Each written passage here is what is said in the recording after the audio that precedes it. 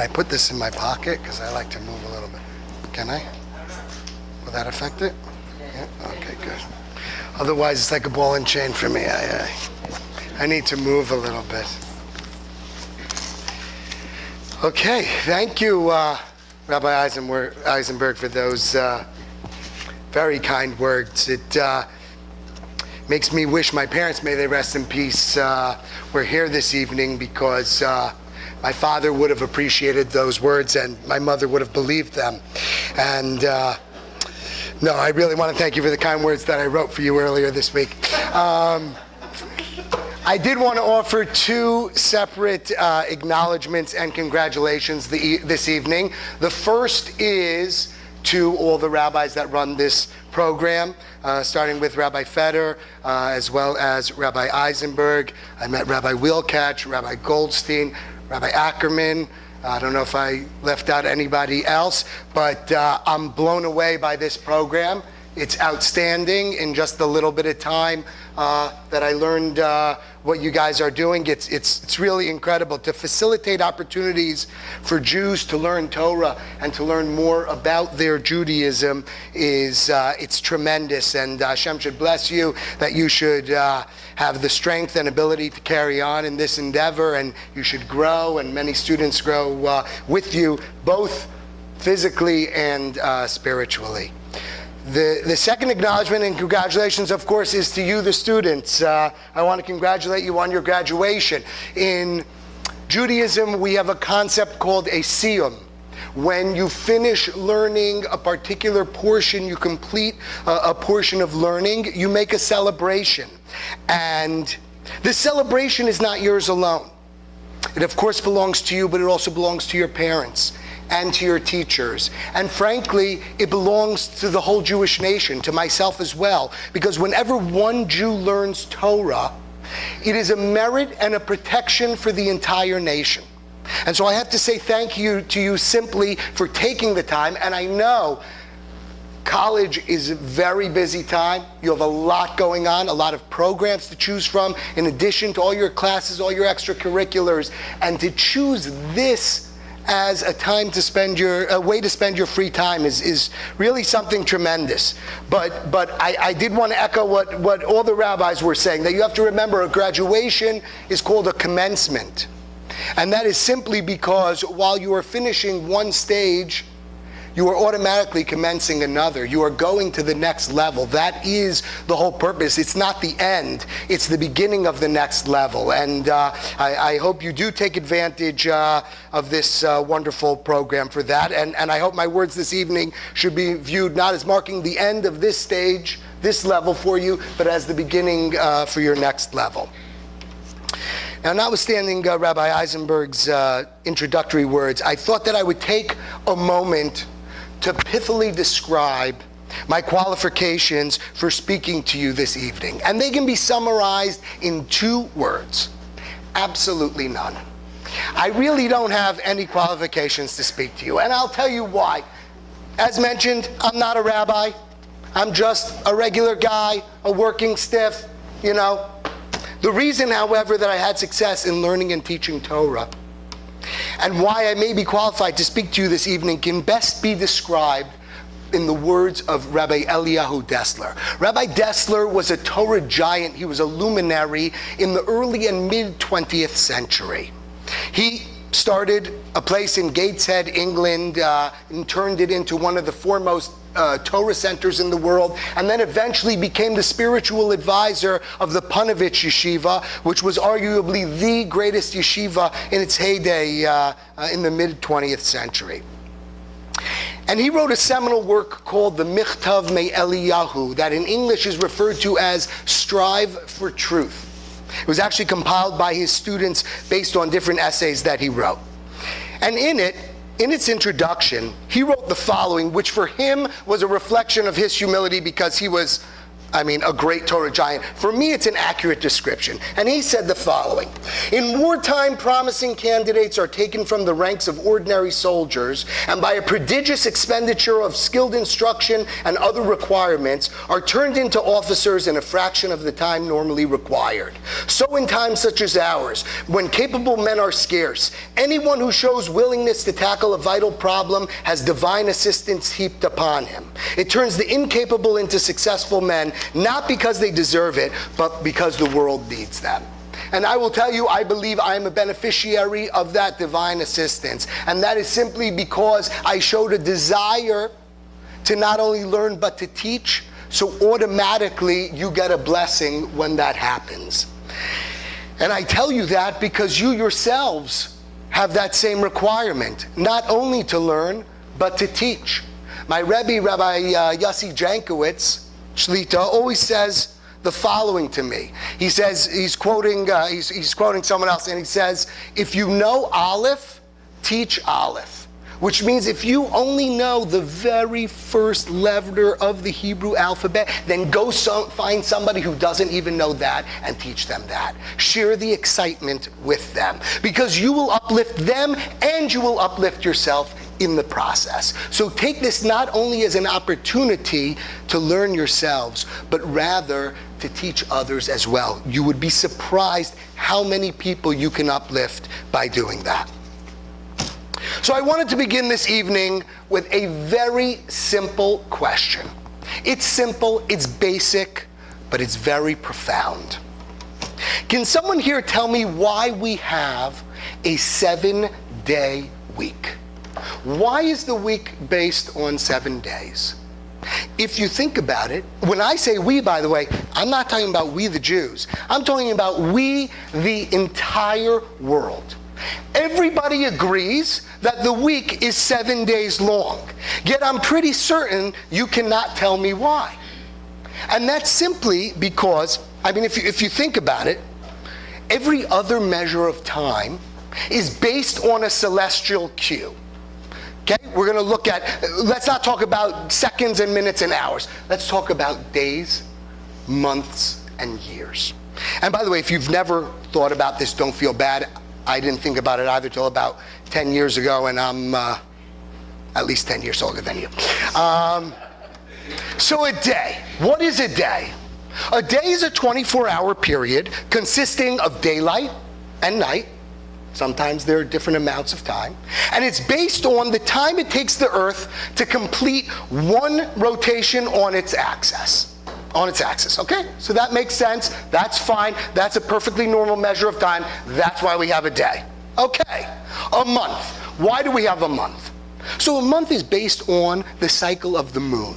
Okay? The moon waxes and wanes, and it takes it 29 and a half days for it to orbit the Earth.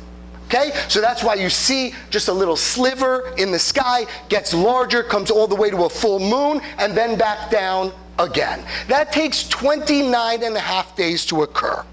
And therefore, all months in the Jewish calendar, which we know is lunar based, are either 29 or 30 days. Because you can't have a half day, you just can't have that. So it's 29 or 30 days. We have 12 months. So 29 and a half times 12 comes out to 354. You can trust me or I'll do it for you if you want. And 29 times 10 is 290. 2 times 29 is 58. That's 348. And then you have a half a day times 12. That's another 6. That's 354 days. So you have a 354-day lunar calendar based on 12 29 and a half day months, all based on the moon. That is the cycle of the moon. The reason why there are 12 months, by the way, is kind of more, besides the zodiac, it's kind of more based on the solar calendar, because as we know, the solar calendar has 365 and a quarter days. And that is also based on how long it takes the Earth to orbit the sun. So that makes sense as well. And because, a lunar month is about 30 days, and you have 12 would be the best number to use to get it close to 365. So that's how it came to be that there are either 30 or 31 days other than February in a solar month. Okay, so far everything seems to make sense, right? Days are based on the earth. Months are based on the moon. Years are based either on the moon or the sun. Now, just as an aside, in case you're interested, you might have noticed there are 354 days in a lunar year and 365 in a solar year, which could become a problem at some point because all Jewish holidays are not only based on the Jewish date, but they are also seasonal. Passover, for instance, must take place in the springtime. So if you think about it, we could start getting into a problem. If March 31st were Passover this year, next year it's going to be March 20th, and then March 9th. And that's very good until it ends up being in the winter, and then in the fall, and then in the summer. So what we do is we have a leap year in the lunar calendar, but it's not like the solar calendar, which is an extra day. Rather, we add a month, 30 days, 7 times every 19 years, about once every 3 years, in order to make up for the difference so they stay aligned. Now I've just told you all I absolutely know about astronomy and everything else. But we see that everything, days, months, years, all take a celestial cue. They all are determined based on some type of planetary measure. Except for weeks. Weeks make absolutely no sense whatsoever. What is a 7-day week? Where do you get that from? And if you think about it, 7 does not even divide evenly into any of those other numbers that I just told you. Doesn't go into 29 or 30, doesn't go into 31, doesn't go into 354, that's 50 weeks and 4 days, doesn't go into 365, that's 52 weeks and a day. So it doesn't even divide evenly. 7 days makes absolutely no sense. And yet, the entire world agrees, 7-day week. But Monday's no different than Tuesday. Wednesday's no different than Thursday. I can't find out, is it going to be a long day or a short day because it's a Tuesday? And yet everybody agrees this is the way it is. Go anywhere in the world. It's a 7-day week. Now, I wish that this were my question, but in fact it's not. This question was asked way before my time. It was asked by the Kuzari. The Kuzari is the name given to the author of a book by the same title. His name was Rabbi Yehuda Halevi, and he completed this work 900 years ago. It is a classic work on Jewish philosophy. And it's a classic, not in the sense that Mark Twain, I don't know if you've ever heard Mark Twain's assessment of a classic. He says a classic book is something that everybody talks about, but nobody actually reads. This is not the case. The Kuzari has been pored over. The Kuzari is a fundamental work in Jewish philosophy.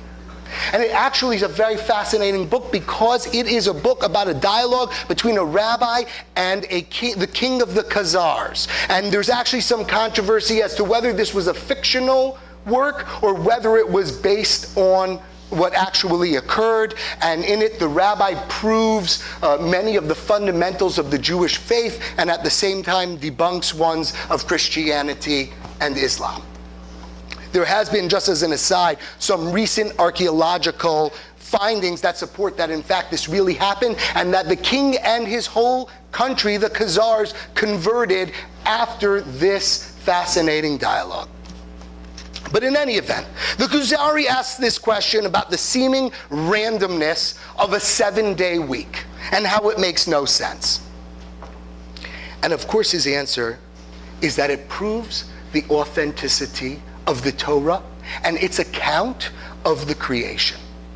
Because in fact, we know from the Torah that Hashem created the world in 6 days, and on the 7th day he rested, thus cementing the idea of a 7-day week cycle. And it's amazing, because everybody's going along with this, but pretty much nobody knows why. And it's really been from the beginning of time. And therefore, Shabbos, which comes at the end of that 7-day week, is literally the oldest tradition there is in the world. It's been around from the beginning of time. People have, in essence, been observing everything that goes around Shabbos. but it's really something special, and it's something that's a gift just for the Jews. So what's really amazing, by the way, and we're going to read in a second, is something that the Torah tells us. It's going to surprise you as to what exactly happened on that seventh day.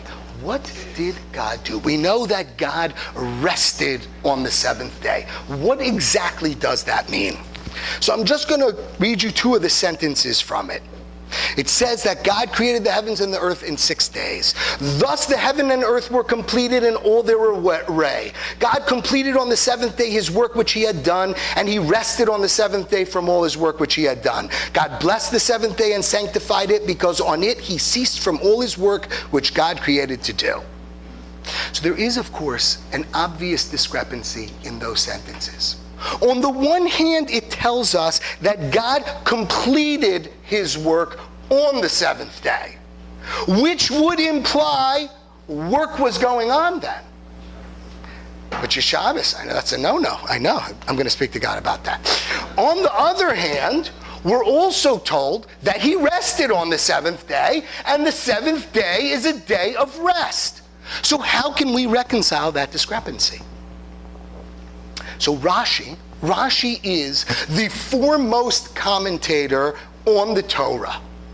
Rashi is an acronym, Rabbi Shlomo Yitzchaki, so Rashi, that's how he got his acronym. He was a 11th century commentator who lived in France. It is said that you cannot even understand the basic fundamentals of the Torah unless you read Rashi, unless you know Rashi. He gives us literally, I don't know if you guys know Art Scroll, so he was the Art Scroll before Art Scroll. He basically gave all the commentary. He made everything easy to understand. And he says the following, because he was bothered by this incongruity in the sentences as well. And he says the following. He offers two solutions, the second of which is, he says, what was the world lacking at the end of that sixth day that God needed to still create? Rest. Shabbos came and rest came. Now that's amazing. Rashi is telling us that God needed to create rest, which means had it not been created, what would be happening? We'd keep going and going and going, like the Energizer Bunny. I don't even know if you get that. You know, there's this thing called a commercial. You probably don't even know that. There used to be for Energizer batteries, and they would have a little bunny that was constantly going. It never ran out of steam. That's what life would be like. We would be Energizer bunnies had God not created rest, which is kind of funny because for me at least, whenever I'm not doing anything, I pretty much think that I'm resting, right? That would seem to be the de facto, the default mode that a lot of us are in.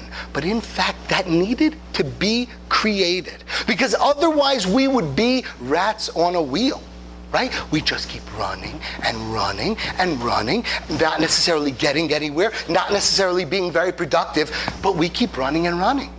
And I don't think there's any generation that can empathize with that more than yours.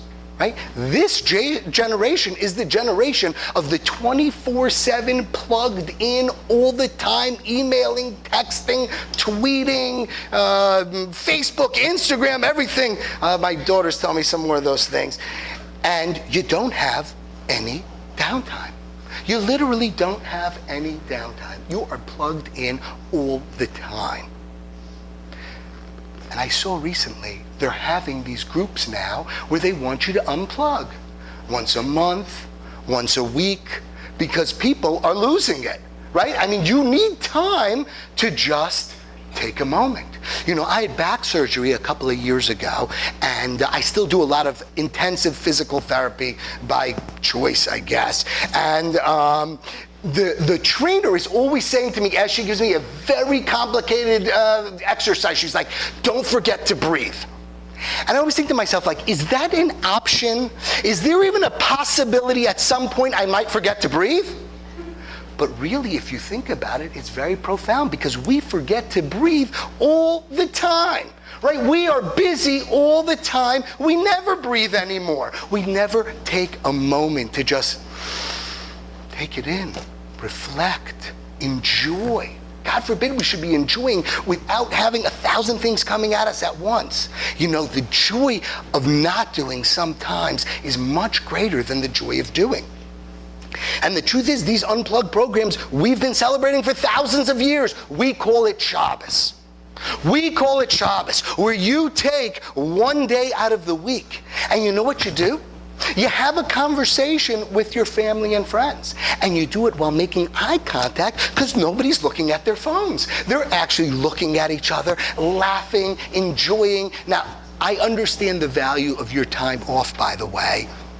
You want to go to a party, you want to go to movies, sporting events. Very important for your mental health. You need to take some time and just have fun, no question about it. But I can tell you, I've tasted from all of these dishes, and nothing compares to the taste of Shabbos. There is nothing like taking some time out and just being and breathing. It's unbelievable. And people think, they make the mistake that Shabbos is a series of do nots. Don't do this, don't do that. It's not at all that. Not whatsoever. You're not even thinking about that. If you're having a Shabbos experience, you could care less about all the things you can't do, because you realize how unimportant they are. You realize what a slave you are to all the things that you're doing during the week, and it's hard to let go of them. And this is amazing, because it really lets you take that moment and let go. We're told that Shabbos is a covenant, a sign, a deal between God and the Jewish people that will remain with us forever and that we will make great sacrifices for. So in the time that I have left tonight, I wanted to share with you a couple of stories. Now really, Shabbos is counterintuitive, and I'll tell you why. Because if I asked you who is going to be more productive, someone who works 6 days a week or someone who works 7 days a week, who's going to do better in school? Someone who's doing their schoolwork 6 days a week or 7? I assume everybody's going to say 7. That's obvious. That's an extra day that you could spend doing all of these things. But the amazing thing about Shabbos is it's counterintuitive. You will be more successful, you will be more productive if you only work for 6 days and you take that 7th day off. So I'm going to share with you a story about my father, may he rest in peace. My father was a very fascinating person. I am what we call a ben zekunim, a child of his later years. My father was 50 years old when I was born. And I have much older siblings. He and my mother, just the first marriage, but I came along much later. And my father grew up in Poland and fought in the Russian army in World War II. He then escaped from there into Italy, where he worked in the black market for a while, and eventually he was a sailor in the English Merchant Marine. Okay? Not a lot of time to practice Judaism under those circumstances. But eventually, the ship made an unscheduled stop to New York. It was unscheduled because it usually was in the Orient and Europe. My father, like every immigrant of that era, New York, the Golden Medina, they called it, the Golden Country. They really believed, he told me, that there was gold on the streets of America. They literally believed that. And so when they made that stop, he just put on all his layers of clothing, whatever he owned, and just walked off that boat and never looked back. The year was 1950. A few months later, he finds a cousin in Hartford, Connecticut, and he starts working in his lumber yard. The guy was paying him $1 an hour. After a little while, my father, like all immigrants of that era, he was willing to work endlessly. But it's hard to accumulate wealth at $1 an hour. So he did, like most people of his time, many of the immigrants of his time, he decided he was going to start his own business. And so he started a door business, wooden doors. He kind of knew lumber after his experience there. So he started selling doors. Now, in another classic immigrant move, he was selling his doors very cheap, because he was content making a few dollars on it. He was thrilled. People weren't shooting at him, weren't trying to kill him. He was very excited. So he's doing this for a while, and he was clever. Believe me, his doors were the cheapest, but he told me the chains and the hinges, that's where he charged more money, so he got it. After a while, all the regional sellers got together and decided he was selling his doors too cheap. It was hurting their business. So they got together and they spoke with my father and they said, you either raise your prices or we're going to blacklist you. We're going to tell every buyer that comes they have a choice to either do business with you or do business with us. We will sell them nothing if they buy anything from you. My father refused. He said, it's a fair price. I'm sticking with it. But sure enough, after a short amount of time, it was really impacting his business. And he was now on the threshold of having his dream go out the window. It was very tough. He had a friend, Charlie Mussman. Charlie Mussman was another immigrant. They all used to stick together. They had like a little enclave, I don't know. And many of the immigrants were not religious anymore once they came to America. My father had decided he was going to be an Orthodox Jew, and he adhered to it very strictly. Now, I should tell you before I tell you the rest of this story, this was in an era, remember, this is 1953 now. There were obviously no cell phones. There was no caller ID. No voicemail, no even something called an answering machine. You can Google it. I don't know if people know what that is anymore. Nothing.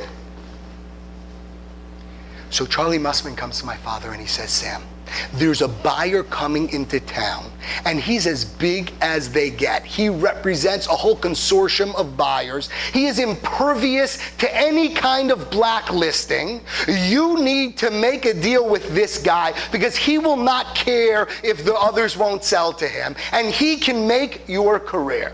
And he is going to be meeting with a number of sellers, and he's going to meet with you Friday morning. Father is thanking God. He can't believe he even has an opportunity. Friday morning comes. He meets with the buyer. Afterwards, Charlie Mussman catches up with my father and he says, Sam, listen, he liked you. It's probably going to come down to price. But he told me the following. He's leaving back to his town tomorrow morning, Saturday morning. He will make his decision before he leaves. But he may need some follow-up questions with you. He may need to talk to you another time. Make sure you're available today. My father said, Charlie, no problem. I'll be available. But remember, Charlie, I'm Sabbath observant. So come sundown, I'm not answering the phone anymore. And Charlie's like, come on, Sabbath. He's like, I'm not kidding. Fine. Sure enough, the rest of the day goes by. Nothing. No phone call. My father's getting ready for Shabbos. He showered, he got dressed. He's forlorn at this point. It's not going to happen. This was his chance. Goes to synagogue, comes back home. They start eating the meal. My mother senses he's very down. He's not talking about why. Eat the fish, the soup. All of a sudden, the phone starts ringing. Now understand, in 1953, if the phone starts ringing, it doesn't stop until the person calling decides it's going to stop. That's the way phones work there. Like I said, no answering machines, no voicemail. It's ring and ring and ring and ring. And they're sitting in there in their tiny apartment, and the phone is ringing and ringing, and my father's white as a ghost. And my mother's like, are you okay? Are you okay? He's like, I'm fine. Finally, the phone stops ringing. They continue the meal. A few minutes later, again, ring, ring, ring. My father is sweating. My mother is very concerned now because she thinks maybe it's an emergency. And certainly for a life and death emergency, you are allowed to violate things on Shabbos that you would otherwise not be allowed to do. And she said to my father, answer the phone. Maybe it's an emergency. He said, it's not an emergency. I know it's not an emergency. This goes on 2 or 3 more times. The ringing, ringing, ringing. Finally, it stops. My father's going to get ready to go to bed. 10 o'clock at night. Knock on the door. Father's startled. He goes to the door. opens the door. Standing in the doorway is Charlie Mussman and the buyer. Charlie turns to the buyer and says, "You see, I told you he was crazy. I told you he was at home and he just won't answer the phone because it's his Sabbath." The man turns to my father, sticks out his hand and says, "Anybody who keeps to his principles like that, I want to do business with." Shook my father's hand. He said, "Call me next week. You've got my business." That changed my father's entire career. It could very well be I am standing here right now because of that incident. That was it. All because my father did the counterintuitive. Because logic says, answer the phone. Answer the phone and get the deal. But the Torah says, don't answer the phone. And that's what my father did. And that made all the difference in his life, and probably in mine as well. So you need to understand, don't try to think about the logic of Shabbos, because it's not about logic. It's otherworldly. It's something way above that. And so I wanted to conclude with one more story. There's a great Tana. A Tana is a rabbi who lived in the Mishnaic period, which for ease we'll say is about 2,000 years ago. About the year 0, a little bit before, till about 200 CE. That's that period. One of the most famous ones is called Rebbe Shimon. Rebbe Shimon Bar Yochai. He's also called Rashbi. He is the author of the Zohar, which is the source for what we call Kabbalah. If you've heard of Kabbalah, that's based originally on Rebbe Shimon's writings, the Zohar, not the Kabbalah that Madonna practices. In any event, he appears throughout the Talmud, throughout the writings of the oral law, a 2,700 plus folio detailing every argument on the oral law possible. In a number of places on the topic of Shabbos, Rebbe Shimon takes a position which we go according to, that, and it's too complicated to get into the details, but under certain circumstances, we the Jews are allowed to do certain activities on Shabbos simply because they were done by royalty. And because they were done by royalty, it wouldn't be considered an odd activity. And they asked him, why would you take that position? And he said, because the Jews are princes and princesses. They are the sons and daughters of princes and princesses. They are royalty. Now, this is not hyperbole. This is taking actual Jewish law based on that fact. I tell you that because I want you to bear that in mind as I conclude with this last story. Will, I know you're going to like this. The story takes place in Russia. There was a peasant woman, and she used to work in the fields. And one day as she was working in the fields, she saw at the bottom of the mountain that they were starting to build a train station. She was watching as those tracks were being laid. She was very fascinated. And every day in the field after she saw it was built, she saw this magnificent train come into town, stop at that station. She was mesmerized. And she said, I am gonna get on that train. I am going to work day and night. I am going to try not to spend any money other than on my essentials, and I am going to get a ticket on that train. And after 5 years of working hard, she has compiled a nice sum of money. As a peasant woman, she doesn't appreciate just how much money she has. And she goes to the ticket counter in the station and says, I want to see St. Petersburg. Please, one way to St. Petersburg. And she hands him a very significant amount of money. So significant, in fact, that he gives her a first-class ticket. And so she takes the ticket. She says, what do I do? It's clear she's never been on a train before. She doesn't know what to do. So he said, watch what the other people do, and you'll do the same. Now remember, this is a peasant woman. So where do you think she is going to look to follow? In the back part of the train, where all the peasants were. Because those were people that were dressed like her. She assumed that's where she should go.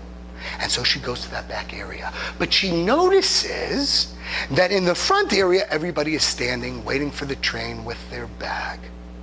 In the back area, she notices they're mostly like hiding in bushes. And then, all right, fine. So she does that also. She's hiding down. Train comes. Everybody gets on board. Nobody around her gets on board. She doesn't get on board. Then as the train's about to pull out, somebody yells, now! And they all run onto the train and they jump on the train. So she's like, okay, fine. So she runs, she jumps on the train also. She's in this back area. There's animals there. It smells. It's dirty. They're all there together. Fine. All of a sudden somebody yells out, conductor! Conductor! Everybody dives onto the ground, in the dirt, in the schmutz, puts clothing on top of them so nobody can be seen. She does it as well. 2 minutes later, all clear! Everybody gets up again. This happens 2 or 3 more times. Conductor! Jumps into the dirt with everyone else, covers up, they go by. As they're getting closer to St. Petersburg, you have more sophisticated conductors over there. So someone yells, conductor, they come, but the conductor was there with police, and they're searching underneath the seats. They start grabbing everybody, where's your ticket? No one's got a ticket. They're putting handcuffs on them. They come to her, where's your ticket? Shaking, she's like, this is my ticket. Guy looks at it, he can't believe it. He's like, are you kidding me? This is your ticket? Yes. It's a first class ticket. What are you doing over back here? Like, I didn't know better. That was the idea. She was holding a first class ticket the whole time, but she didn't know it, so she spent her whole time rolling in the dirt with everybody else, because everybody else was doing that, so she did it as well. And so, my dear friends, my goal tonight is to let you know that you are each holding a first class ticket. Make sure to use it. Thank you.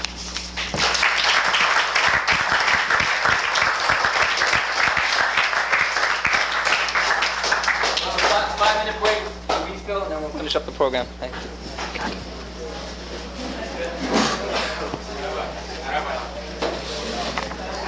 Thank you. I told you you'd like